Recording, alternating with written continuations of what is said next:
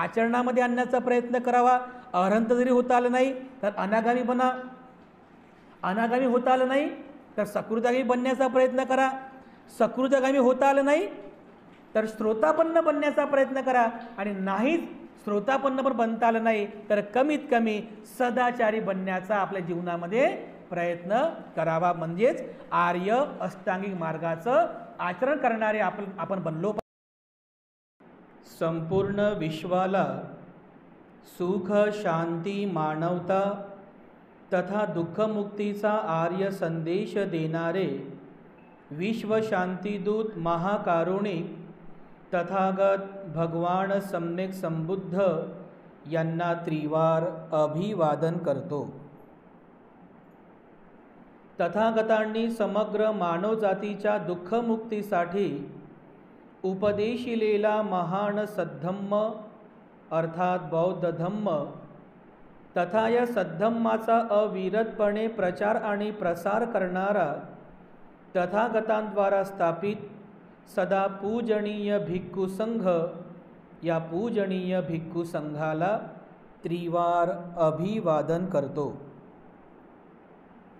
ज्यांच्या अथांग अमर्याद त्याग प्रभावामुळे या भारतभूमीला बुद्धभूमीचे रूप पुन्हा एकदा प्राप्त झालं, असे बौद्ध धम्माचे पुनरुद्धारक, तुम्हा आम्हा सर्वांचे उद्धार करते प्रज्ञासूर्य बोधिसत्व डॉक्टर बाबासाहेब आंबेडकर यांच्या समग्र धम्मक्रांतीमध्ये जीवनाच्या शेवटच्या श्वासापर्यंत समर्पित राहून. आजच्या या मंगलमय प्रसंगी संघरत्न बुद्धविहार, मयूर पार्क, औरंगाबाद या ठिकाणी उपस्थित आपण सर्व धम्म उपासक, धम्म उपासिका, आपल्या सर्वांप्रती मी सर्वप्रथम अनंत मंगल कामना, मंगल आशीष अर्पण करतो आणि आजच्या या वर्षावासकालीन धम्मदेसनेला सुरुवात करतो. उपस्थितांनो, 37 बोधिपाक्षीय धम्माचा अभ्यास या वर्षावासाच्या कालावधीमध्ये आपण सध्या करीत आहोत. आणि मागच्या काही प्रवचन मालिकेच्या अंतर्गत बोधिसत्वाची दुःखमुक्तीची अवस्था काय आहे, कशी असते, या संदर्भातील बुद्ध तत्वज्ञान आपण समजून घेण्याचा, जाणून घेण्याचा प्रयत्न केला. एक बोधिसत्व बुद्ध होण्या अगोदर दुःखमुक्त होत असतो. आणि हे दुःखमुक्त होणे म्हणजे काय, तर तो बोधिसत्व आपल्या चित्तातील 10 प्रकारची बंधनं, ज्याला मारबंधन म्हटलेलं आहे, भावबंधन म्हटलेलं आहे, आणि ज्याला एक प्रॉपर शब्द वापरलेला आहे त्याला म्हटलेलं आहे संयोजन. 10 प्रकारचे संयोजन आहेत.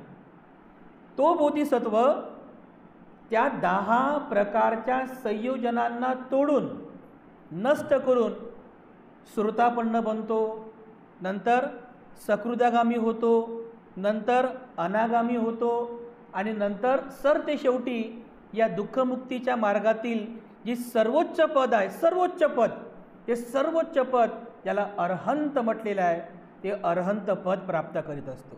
ती खरी दुःखमुक्ती आहे, ज्याला भगवान बुद्ध दुःखमुक्त होणे म्हणतात, दुःखमुक्त होणे म्हणतात.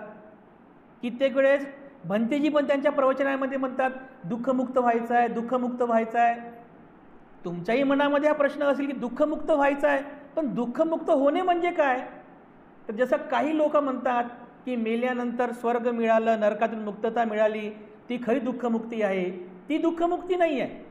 याच जिवंतपणी, याच जन्मामध्ये आपण आपल्या चित्ताची अशी एक सर्वोच्च अवस्था प्राप्त करतो की ज्या चित्त अवस्थेमध्ये कोणताच विकार आपल्या चित्तामध्ये शिल्लक राहत नाही, तर तो व्यक्ती दुःखमुक्त होतो.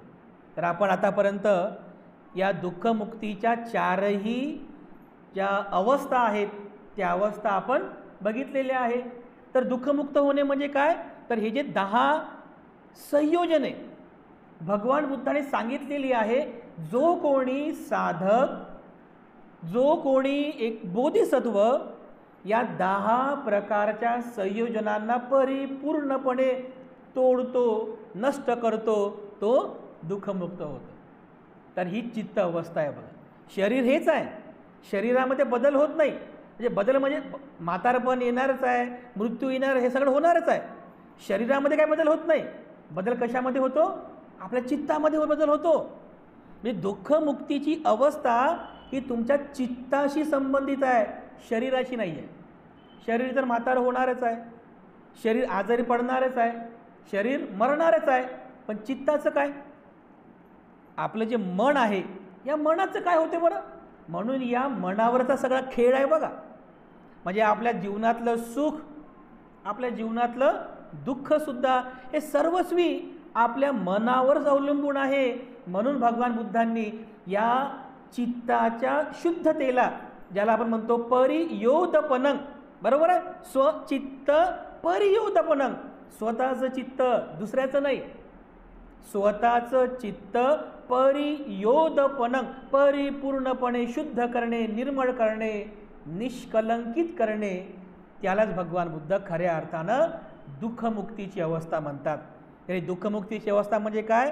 आपल्या चित्ताची परिपूर्ण शुद्ध अवस्था.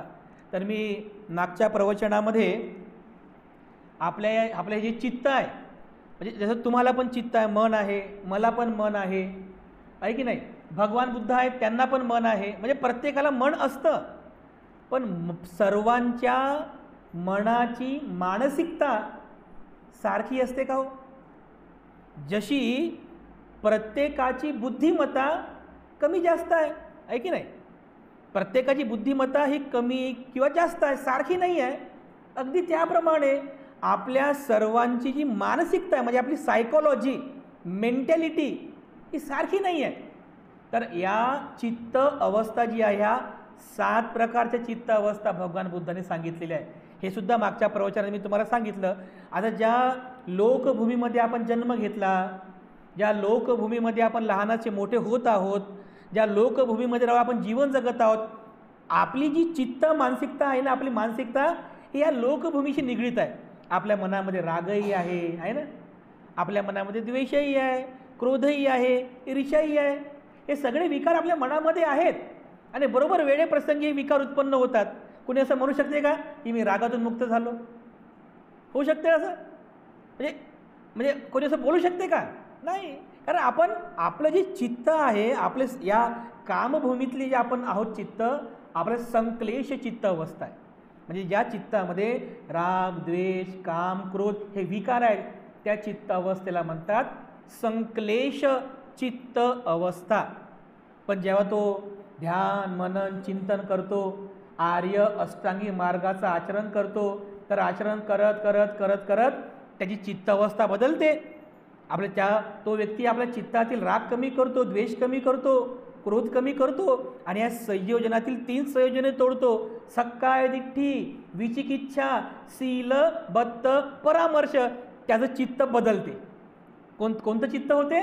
त्याचं चित्त बदलते श्रोतापन्न चित्त अवस्था. म्हणजे संक्लेश चित्ता अगोदर होतं, आता कोणतं चित्त आहे? वरची पायरी श्रोतापन्न चित्त अवस्था. आणखीन ध्यान, मनन, चिंतन करतो, 2 बंधनं तोडतो, काम, राग आणि पटी. पुन्हा चित्त आणखी शुद्ध होते, तर ते सकृदागामी चित्त अवस्थेला प्राप्त होते. आणखीन ध्यान, मनन, चिंतन करतो, पुन्हा हे 5ही जे बंधनं आहेत, सक्काय दिठ्ठी, विचिकिच्छा, शीलबद्ध परामर्श, कामराग आणि पठिक, या 5ही विकारांना अगदी मुळासकट आपण झाड ओपटतो ना, त्याप्रमाणे हे 5ही विकार तो अगदी मुळासकट नष्ट करतो. तर त्याची चित्त अवस्था पुन्हा बदलते, अनागामी चित्त अवस्था त्याची प्राप्त होते. बघा हे चित्त कसं बदलत चाललेलं आहे. अनागामी चित्त अवस्था, पुन्हा ध्यान, मनन, चिंतन करतो, ध्यान, मनन, चिंतन करतो. उर्वरित जे 5 विकार आहेत, रूपराग, अरूपराग, मान, उद्धच्च आणि अविद्या, हे 5ही विकार पूर्ण समूळ नष्ट करतो. त्याची चित्त अवस्था पुन्हा बदलते. कोणती चित्त अवस्था प्राप्त होते? अरहंत चित्त अवस्था. बघा ध्यान म्हणून चिंतन करत करत करत करत बघा कसा तो वरवर चाललेला आहे. संक्लेश चित्त होतं अगोदर, नंतर सुरतापन्न चित्त अवस्था झाली, नंतर सकृदागामी चित्त अवस्था झाली, नंतर अनागामी चित्त अवस्था झाली, नंतर अरहंत चित्त अवस्था झाली. त्याच्याही पुढे आणखीन आहे कोणती? पच्चेक बुद्ध चित्त अवस्था. म्हणजे पच्चेक बुद्ध म्हणजे बुद्ध होतात ते, पण ते बुद्धत्वाचा उपदेश लोकांना नाही करत. बुद्ध बनतात बस, स्वतः दुःखमुक्त, लोकांना त्याचा उपदेश करत नाही.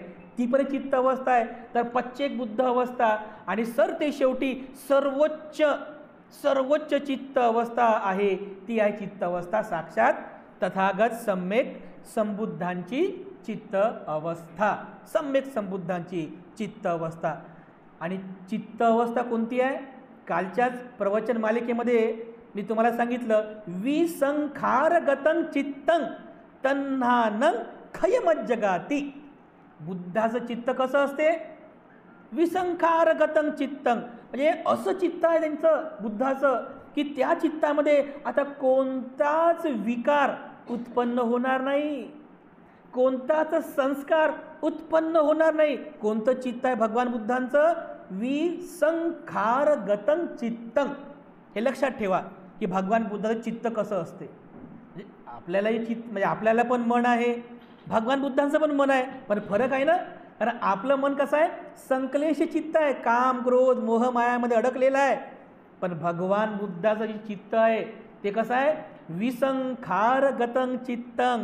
आता त्याच्यामध्ये कोणता विकार नाही आहे, कोणता संस्कार उत्पन्न होणार नाही आहे. विसंखारगतं चित्तं तन्हानं, म्हणजे तृष्णा खयमज्जगाती, कारण त्यांनी तृष्णा समूळ नष्ट केलेली आहे. अशा प्रकारे बुद्धाचं चित्त आहे. तर असे 7 प्रकारच्या चित्त अवस्था आहेत. संक्लेश चित्त अवस्था, नंतर श्रोतापन्न चित्त अवस्था, सकृदागामी चित्त अवस्था, अनागामी चित्त अवस्था, अरहंताची चित्त अवस्था, पच्चेक बुद्धाची चित्त अवस्था आणि 7वी सम्यक संबुद्धांची चित्त अवस्था. तर बघा अशी चित्त अवस्था आपल्याला प्राप्त करायची आहे. कदाचित आपल्यामध्ये ते जर पारमी बल असेल तर आपण बुद्धत्वाच्या अवस्थेपर्यंत पोहोचू शकतो. पण आपल्यामध्ये ते जर बल असेल तर कमीत कमी अरहंत या चित्त अवस्थेपर्यंत आपण पोहोचलो पाहिजे. कारण भगवान बुद्धाने सांगितलेलं आहे की या जीवनाचा उद्देश काय आहे बरं? म्हणजे विहारामध्ये येता तुम्ही, शील पालन करता, दान पुण्य करता, ध्यान करता, पुण्यकर्म करता, हे सगळं कशासाठी आहे? बौद्ध आहोत म्हणून करायचं का आपण? ते तर करायला पण पाहिजे, कारण आपण आपला तो धम्माचा आचरणाचा भाग आहे. उद्देश काय आहे? उपासक उपासिका धम्माचं आचरण करतात, शील पालन करतात, अष्टशिलेचं पालन करतात, अनागरिका शिलाचं पालन करतात. हे सगळं कशासाठी आहे? उद्देश काय आहे तुमचा? तर भगवान बुद्ध सांगतात की हे जे काही भिक्षू भिक्षुणीचं आचरण आहे, उपासक उपासिकांचं आचरण आहे, हे या सर्व धम्माचरणाचा एकमेव उद्देश आहे, ते म्हणजे अरहंत चित्त अवस्था प्राप्त करणे. म्हणजे एक भिक्षू जरी असेल, भिक्षुणी जरी असेल, त्याबद्दल भगवान बुद्ध म्हणतात की ज्या सर्वोच्च पदाला प्राप्त करण्यासाठी एक कुलपुत्र गृहत्याग करतो, घरदार सोडतो, गृहत्याग करतो, ते सर्वोच्च पद म्हणजे कोणतं? अरहंत पद आहे. ती दुःखमुक्ती आहे. एक उपासक आणि उपासिका ज्या सर्वोच्च पदाला प्राप्त करण्यासाठी ध्यान करतात, शील पालन करतात, दान पुण्य करतात, पुण्यकर्म करतात, ते सर्वोच्च पद कोणतं? अरहंत पद आहे. म्हणजे याचा अर्थ असा आहे की या जीवनाचा उद्देश काय आहे? अरहंत अवस्था प्राप्त करणे. भगवान बुद्ध पुन्हा पुन्हा पुन्हा पुन्हा सांगतात की या जीवनामध्ये आपल्याला अरहंत अवस्था प्राप्त करायची आहे. आपल्या चित्तातले 10 बंधनं तोडायची आहेत. आपल्याला अरहंताची चित्त अवस्था प्राप्त करायची आहे. पण याच्या पुढे जाऊन भगवान बुद्ध आणखी उपदेश करतात, जर आपल्याला या जीवनामध्ये किमान अरहंत चित्त अवस्था जरी प्राप्त करता आली नाही तर कमीत कमी अनागामी अवस्था तरी प्राप्त करा. बुद्ध सांगतात जर अरहंत अवस्था प्राप्त करता आली नाही ना, तर कमीत कमी खालची जी पायरी आहे त्याच्या कोणती, किमान अनागामी चित्त अवस्था तरी प्राप्त करण्याचा प्रयत्न करा. बुद्ध या पुढे जाऊन आणखीन सांगतात की जर या जीवनामध्ये आपल्याला अनागामी चित्त अवस्था प्राप्त करता आली नाही, तर किमान सकृदागामी चित्त अवस्था तरी प्राप्त करण्याचा प्रयत्न करा.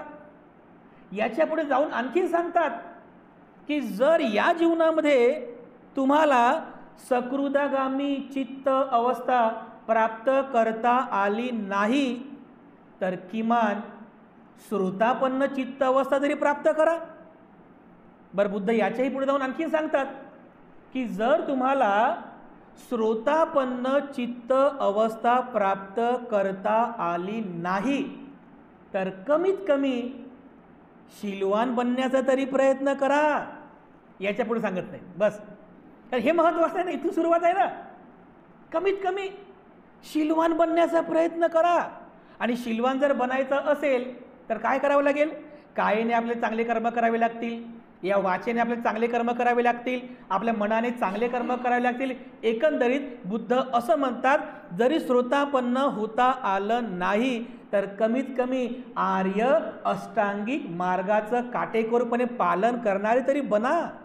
कारण तोच तर दुःखमुक्तीचा मार्ग आहे. तिथून दुःखमुक्तीचा मार्ग खऱ्या अर्थाने सुरू होतो. कमीत कमी आर्य अष्टांगिक मार्गाचं आचरण करणारे बना. कारण ती आपली पहिली पायरी आहे, ती आपली सुरुवात आहे. त्यालाच भगवान बुद्ध दुःखमुक्तीचा मार्ग म्हणतात. कारण तिथूनच सुरुवात होते ना. म्हणजे एक साधक आर्य अष्टांगिक मार्गाचं पालन करता करता करता करता श्रोतापन्न होतो, सकृदागामी होतो, अनागामी होतो, अरहंत होतो.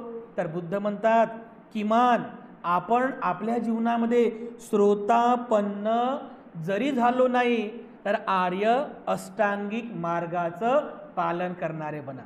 म्हणजे काय? या 8 तत्वांचं पालन करा. आपल्या कायेने, वाचेने आणि आपल्या मनाने सत्कर्म करण्याचा प्रयत्न करा. म्हणजे काय होईल?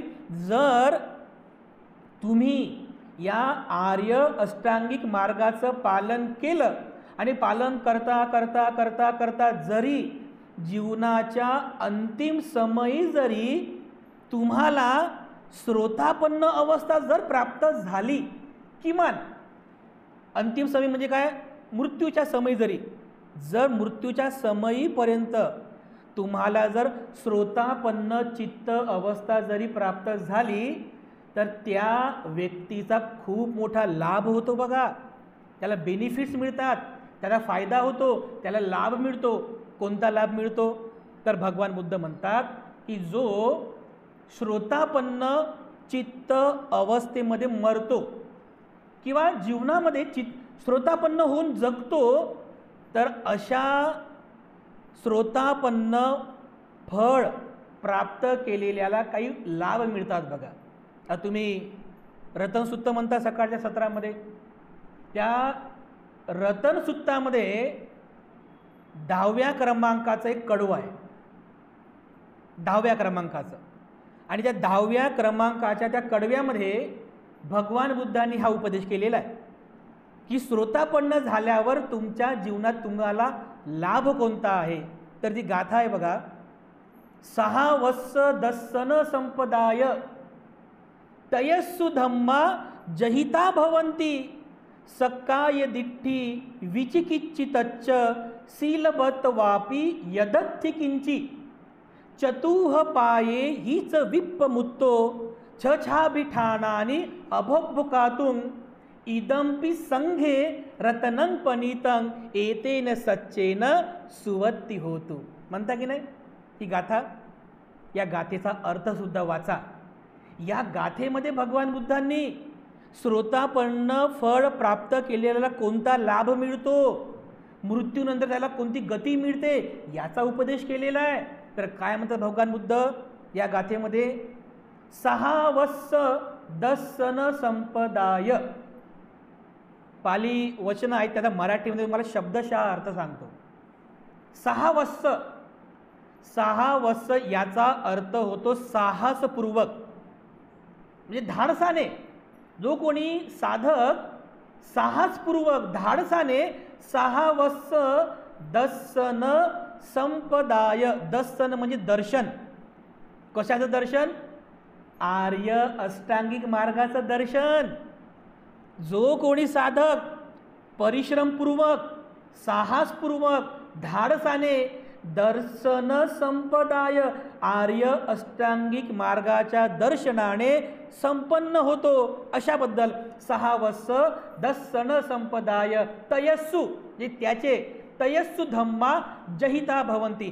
त्याचे 3 धर्म जे आहेत, 3 धर्म म्हणजे मनात उत्पन्न होणारे संस्कार, 3 प्रकारचे संस्कार तयस्सु धम्मा जहिता भवन म्हणजे नष्ट होतात. 3 प्रकारचे धर्म नष्ट होतात. कोणाचे? जो आर्य अष्टांगिक मार्गाच्या दर्शनाने संपन्न आहे त्याचे. कोणते होते 3 विकार? सक्काय दिठ्ठी, विचिकिच्चितच्च, शीलबत वापी यदत्थिकी. हे आहेत यदत्थिकिंची. हे ते 3 विकार आहेत. सांगितलं आपण याच्याबद्दल. कोणते कोणते? सक्काय दिठ्ठी म्हणजे या शरीराबद्दल तो आसक्त राहत नाही. विचिकिच्छा म्हणजे बुद्ध धम्म संघावर तो कधी शंका घेत नाही. शीलबत्त वापी, शीलबत्त परामर्श म्हणजे यज्ञ या करणे, कर्म म्हणजे कर्मकांड, व्रतवैकल्ये, उपास तापास यावर दुःखमुक्ती होते असा जो विश्वास आहे हे सुद्धा विकार आहे. हे सुद्धा तुडतो. हे 3 विकार तुटतात बघा. सक्काय दिठ्ठी, विचिकिच्चितच्च, शीलबत्त वापी यदत्थिकिंची. हे 3 विकार तुटतात. त्याच्यानंतर तो स्वतःपन्न झाला. त्याचा लाभ काय आहे? पुढच्या गाथेमध्ये भगवान बुद्ध म्हणतात चतुह पायेही. चतु म्हणजे 4. चतु म्हणजे 4. चतुह पायेही 4 प्रकारच्या अपाय गती सांगितल्या भगवान बुद्धाने. चतु अपायी म्हणजे अपाय. हे 2 शब्दाचा एक शब्द बनवलेला आहे. चतु अपायेही च विप्पमुत्तो. त्याचं विप्पमन करतो म्हणजे त्याला नष्ट करतो. 4 अपाय गतीला जात नाही. म्हणजे मृत्यूच्या नंतर ज्याला आपण म्हणतो ना सुगती दुर्गती. जर चांगली कर्म असतील नक्की त्याला सुगती मिळेल मृत्यूच्या नंतर. पण जर त्याने आपल्या जीवनामध्ये अकुशल कर्म केलेले असतील तर तो दुर्गतीला जातो बघा. मृत्यूच्या नंतर दुर्गती प्राप्त होते. त्याला म्हटलेल्या मृत्यूच्या नंतरची अपायभूमी. अशा 4 प्रकारच्या दुर्गती भगवान बुद्धाने सांगितलेल्या आहेत. 4 प्रकारच्या दुर्गती आहेत. चतु अपायेहीच विप्पमुत्तो. 4 प्रकारच्या अपायभूमीपासून म्हणजे अपायभूमीला तो जात नाही. कोणत्या कोणत्या 4 अपायभूमी आहेत? पहिली भूमी सांगितलेली आहे नरकभूमी, दुसरी आहे प्रेतभूमी, तिसरी आहे पशुभूमी ज्याला तिरच्छान भूमी म्हटलेलं आहे, आणि चौथी आहे असुरभूमी. मृत्यूच्या नंतरची ही अपायभूमी आहे. नरकभूमी म्हणजे त्याला दुर्गती प्राप्त होते. त्याच्यानंतर प्रेतभूमी, त्या आपण म्हणतो ना भूत प्रेत पिशाच बघा कधी कधी स्वप्नामध्ये येतात, आपल्या त्रास देतात, आपल्याला येतात ना भूत प्रेत पिशाच. ही भूमी आहे बरं. ही मृत्यूच्या नंतर मिळणारी गती आहे. प्रेतभूमी त्याला म्हटलंय भगवान बुद्धांनी. ही अपाय गती आहे, दुर्गतीची भूमी आहे. त्यानंतर पशुभूमी, पशुभूमीमध्ये ती अवस्था उत्पन्न होते. आणि नाही एकदमच जर अकुशल कर्म असतील त्याचे तर त्या अकुशल कर्माचं फळही त्याला भोगावं लागते. असुर भूमीमध्ये जाते. म्हणजे अगदी ज्याला म्हणता येईल की या ठिकाणी अत्यंत दुःख ज्याला सहन करावे लागतात. जसं देवदत्त होता. देवदत्त की ज्याने बुद्धांना मारण्याचा प्रयत्न केला. बुद्धांना त्याचं एवढं अकुशल कर्म आहे बघा. तर भगवान बुद्धाने सांगितलेलं आहे की मृत्यूच्या नंतर तो असुर भूमीमध्ये उत्पन्न झाला, दुःख भोगत आहे. म्हणजे मृत्यूच्या नंतरही त्याला अशा दुर्गतीला जावं लागते. तर भगवान बुद्ध म्हणतात जर तो श्रोतापन्न फळ प्राप्त केलेला असेल चतु अपायेहीच विप्पमुत्तो. जर श्रोतापन्न अवस्थेमध्ये तो जर मरण पावला तर किमान त्याचा लाभ काय आहे? या 4 अपायभूमीमध्ये तो जात नाही. या 4 अपायभूमीला जाण्यापासून तो वाचतो. किती मोठा लाभ आहे आपला हे. म्हणजे मृत्यूच्या नंतर सुगती जर प्राप्त करून घ्यायची असेल, ज्याला आपण सुगती म्हणतो, तर आपल्याला श्रोतापन्न फळ प्राप्त करावं लागेल ना. नाही कमीत कमी पण आर्य अष्टांगिक मार्गाचं पालन करता करता जरी आपण मृत्यूला प्राप्त झालो तरी माणसाला सुगतीचा लाभ होतो बघा, तरी माणूस सुगतीला प्राप्त करत असतो. तर किमान श्रोतापन्न फळ प्राप्त केलेला व्यक्ती ज्या मृत्यूला प्राप्त होतो तर काय लाभ आहे? चतुह पाये हीच विप्पमुत्तो, 4 प्रकारच्या अपायभूमीला जाण्यापासून तो वाचतो, 4 प्रकारच्या अपायभूमी तो जात नाही. आणि पुढं छछाबिठानानी अभबोकातुंग, बरोबर आहे, असंच म्हणतात ना, छछाबिठानानी. छ म्हणजे 6, छ म्हणजे 6, छछाबिठानानी अभबोकातुंग, 6 प्रकारचे अकुशल कर्म त्याच्या हाताने घडत नाही. भगवान बुद्धांनी 6 प्रकारचे अकुशल कर्म सांगितले. तसे तर भरपूर अकुशल कर्म आहेत, पण अकुशल कर्म अशी आहेत हे 6 प्रकारचे अकुशल कर्म जर कोणाच्या हाताने म्हणजे कोणाच्या हस्ते हे जर 6 प्रकारचे अकुशल कर्म घडले ना, मृत्यूच्या नंतर त्याला दुर्गती मिळते. मृत्यूच्या नंतर तो अपायभूमीमध्येच जातो, सुगती त्याला मिळूच शकत नाही. तर अशा दुर्गतीला अपायभूमीमध्ये गेलेले काही उदाहरणं पण आहेत. जसं राजा अजातशत्रू ज्याने वडिलांची हत्या केली होती, देवदत्त ज्याने बुद्धाची हत्या करण्याचा प्रयत्न केला, बरोबर आहे. असं जे अकुशल कर्म करतात हे 6 प्रकारचे अकुशल कर्म आहेत. तर बघा भगवान बुद्ध म्हणतात छछाबिठानानी अभबोकातुंग, तो जर श्रोतापन्न असेल ना तर त्याच्या हाताने कधीच हे 6 प्रकारचे अकुशल कर्म घडत नाही. कोणते कोणते 6 प्रकारचे अकुशल कर्म? पहिलं, आईची हत्या करणे, हे महापाप कर्म आहे, आईची हत्या करणे. दुसरं, पित्याची हत्या करणे. तिसरं, स्वहत्या करणे. स्वहत्या म्हणजे काय? आत्महत्या. आत्महत्या करत नाही तो व्यक्ती. किती मोठा लाभ आहे बघा. आता बघा समाजामध्ये कित्येक लोक पाहतो पाण्यामध्ये तलावामध्ये उडी मारून आत्महत्या करतात, फाशी घेऊन आत्महत्या करतात, पॉयझन पिऊन आत्महत्या करतात, किंवा एखाद्या रेल्वेखाली येऊन आत्महत्या करतात की नाही. आत्महत्या का बरं? का आत्महत्या? आत्महत्या यासाठी करतात कारण ते आर्य अष्टांगिक मार्गाला जाणत नाहीत, आर्य अष्टांगिक मार्गाचं कधी आचरण करत नाहीत, कधी ध्यान करत नाहीत, श्रोतापन्न बनण्याचा कधी प्रयत्नच करत नाहीत, त्यामुळे ते स्वहत्या करतात. तर भगवान बुद्ध सांगतात की असा व्यक्ती जो श्रोतापन्न फळ प्राप्त केलेला आहे तो कधीच आत्महत्या करत नाही बघा, कधीच आत्महत्या करत नाही, कधीच करत नाही आत्महत्या. हा त्याचा लाभ आहे बघा. स्वहत्या करत नाही. दुसरं, त्यानंतर चौथं, अरहंताची हत्या करणे. जो कोणी अरहंत झालेला आहे अशा अरहंत भिक्षूची हत्या करणं हे सुद्धा महापाप सांगितलेलं आहे, महा अकुशल कर्म सांगितलेलं आहे. त्यानंतर बुद्धाचं रक्त काढणे. बुद्धाचं रक्त काढणे. कोणी काढलं रक्त?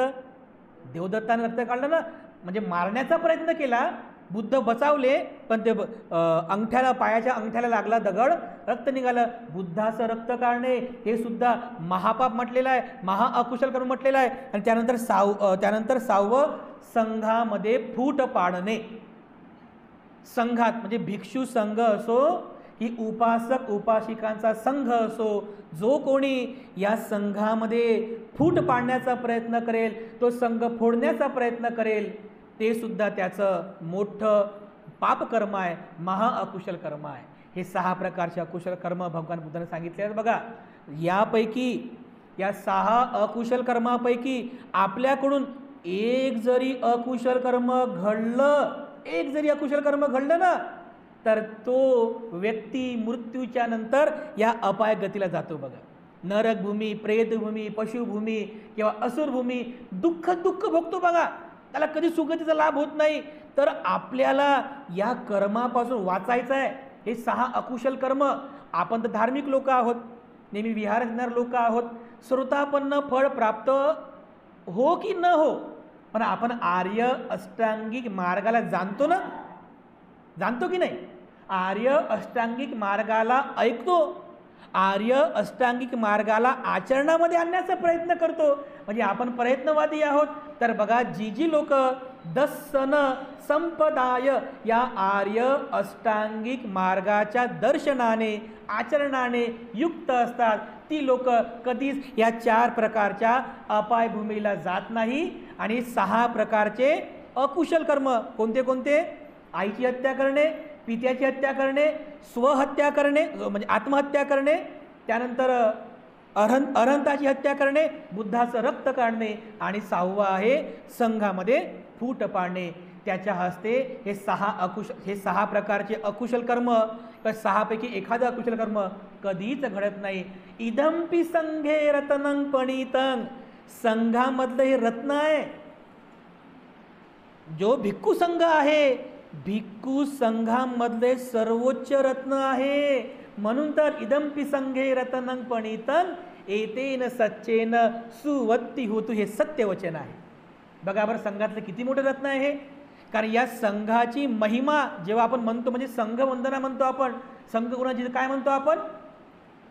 चत्तारी पुरीस युगानी अठ्ठ पुरीस पुग्गला एस भगवतो सावक संघ. भगवंताचा असा हा श्रावक संघ आहे. कसा आहे? चत्तारी पुरीस युगानी, 4 प्रकारच्या पुरुषांच्या जोड्या या संघामध्ये आहेत. कोणत्या कोणत्या जोड्या आहेत? अठ्ठ पुरीस, 4 जोड्या म्हणजे किती? 8 पुरुष. अठ्ठ पुरीस, 8 प्रकारचे पुरुष आहेत. कोणते कोणते? पहिला पुरुष आहे. पहिला पुरुष आहे म्हणजे पहिला जो भिक्खू आहे संघातला तो आहे आर्य अष्टांगिक मार्गाचं आचरण करणारा पहिला भिक्खू. त्यालाच म्हटलेला आहे श्रोतापन्न मार्ग. दुसरा श्रोतापन्न फळ प्राप्त केलेला. तिसरा सकृदागामी मार्गावर असणारा. चौथा सकृदागामी फळ प्राप्त केलेला. 5वा अनागामी मार्गावर असणारा आणि 6वा अनागामी फळ प्राप्त केलेला. 7वा अरहंत मार्गावर असणारा आणि 8वा अरहंत फळ प्राप्त केलेला. असे 8 प्रकारचे पुरुष या संघामध्ये आहे. म्हणून तर म्हणतो आपण पुय्यं खेतं लोकसाती. या 31 प्रकारच्या लोकांमध्ये जिथं तुमचं पुण्य होईल, भोजन दान द्या, चिवरदान द्या, परिष्काराचं दान द्या, काहीतरी दान द्या ज्याचं तुमचं पुण्य होईल, असं एकमेव आहे पुय्यं खेतं लोकसा. या लोकांमध्ये एकमेव पुण्यक्षेत्र आहे ते म्हणजे भिक्खू संघ आहे. आणि भिक्खू संघ पुण्यक्षेत्र का आहे? कारण भिक्खू संघामध्ये 8 प्रकारचे पुरुष आहेत आणि 8 प्रकारचे पुरुष तर आहेतच आहे, पण या संघामधले आणखीन रत्न आहेत. सुपटीपन्नो, सुमार्गावर चालणारा आहे. उजूपटीपन्नो, हे आडवा तिडवा मार्ग नाही आहे, सरळ मार्ग आहे. न्यायपटीपन्नो, न्याय मार्गावर चालणारा आहे. सामीची पटीपन्नो भगवतो, नेहमी निर्वाण मार्गाकडेच जाणारा हा मार्ग आहे. बघा आहुनियो, आव्हान देऊ शकतो आपण, म्हणजे एखाद्या ज्ञानाच्या विषयाबद्दल आव्हान देऊ शकतो. आहुनियो, पाहुनियो, पाहुनियो म्हणजे पाहुणा बनून त्यांचा आपण पाहुणचार सुद्धा करावे एवढी त्यांची पात्रता आहे. पाहुनियो, दक्षिणीयो, दान देण्यास योग्य. अंजली करणीयो, हे याला अंजली म्हणतात. याला म्हणतात अंजली. अंजली करणीयो, अंजली करून प्रणाम करण्यास सुद्धा योग्य असा बुद्धांचा हा संघ आहे. बघा म्हणून इदंपि संघे रत्नं पणितं एतेन सच्चेन सुवत्ती होतु. तर अशा प्रकारे या संघामध्ये हे 6 म्हणजे या संघामध्ये अशा प्रकारचे सर्वोच्च असणारे म्हणजे हे निर्वाणगामी असणारे अशा प्रकारचे रत्न आपल्या संघामध्ये पाहायला मिळतात. आणि म्हणून संघाचा गुणगौरव आपण अशा पद्धतीने करत असतो. तर अशा प्रकारे बघा भगवान बुद्धांनी या दुःखमुक्तीच्या मार्गाचं असं विश्लेषण केलेलं आहे. एक बोधिसत्व याच दुःखमुक्तीच्या मार्गाने जाऊन श्रोतापन्न होतो, सकृदागामी होतो, अनागामी होतो आणि सरते शेवटी अरहंत होतो. बघा आणि नंतर ध्यान मनन चिंतन करून तो सम्यक संबुद्ध अवस्था प्राप्त करत असतो. तर अशा प्रकारे बोधिसत्वाची ही दुःखमुक्तीची जी चित्त अवस्था आहे ही सुद्धा आपण खूप चांगल्या प्रकारे समजून घ्यावी आणि आपणही आपल्या जीवनामध्ये या सर्व दुःखमुक्तीच्या मार्गाला समजून घेण्याचा प्रयत्न करावा, आचरणामध्ये आणण्याचा प्रयत्न करावा. अरहंत जरी होता आलं नाही तर अनागामी बना, अनागामी होता आलं नाही तर सकृदागामी बनण्याचा प्रयत्न करा, सकृदागामी होता आलं नाही तर श्रोतापन्न बनण्याचा प्रयत्न करा आणि नाहीच श्रोतापन्न पण बनता आलं नाही तर कमीत कमी सदाचारी बनण्याचा आपल्या जीवनामध्ये प्रयत्न करावा, म्हणजेच आर्य अष्टांगिक मार्गाचं आचरण करणारे आपण बनलो पाहिजे, कारण हाच आपला म्हणजे मंगलाचा कल्याणाचा मार्ग आहे. तर सरते शेवटी आपल्या सर्वांप्रती मी पुनश्च एकदा मंगलकामना अर्पण करून आजची धम्मदेसना आणि धम्मसंस्कार समाप्त करतो.